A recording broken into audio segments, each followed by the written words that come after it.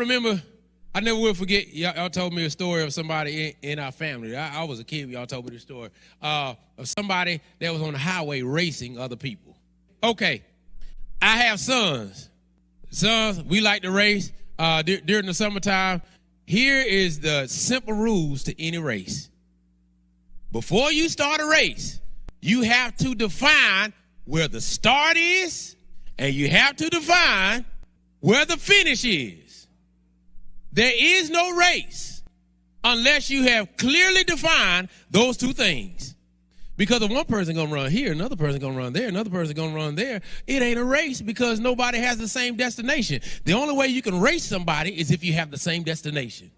And that's what has always been amazing to me. How you going to race somebody on the highway? Y'all ain't going to the same place. You going to Charlotte, they going to Raleigh. How are y'all racing? It is literally impossible to race somebody unless you have the same destination. And all of us, y'all, even though we're on the same objective to get to the Lord, the way God is going to get us there is going to be different because we all have different walls. We can't race there.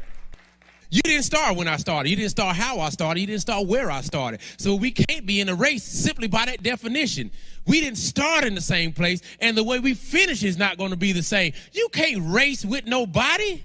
It is impossible. It is impossible to then be trying to compare your life to somebody else's life. And that's why so many people don't have peace, because you're trying to run a race that's literally impossible for you to win. Set your mark towards the prize of the high calling.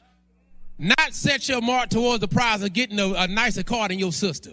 That's why we don't have peace, because we have gotten ourselves into mess that has nothing to do with what God is leading us to. We in races that have nothing to do with where God is trying to take our life. And we wonder why we had no peace. It's because we aren't happy with ourselves. And the reason we aren't happy with ourselves is because we're putting pressure on ourselves to live up to somebody else's life and somebody else's standard and all that other kind of stuff. But when you learn to have peace with yourself, you learn to have peace, period. Learn to have peace with you and the Lord.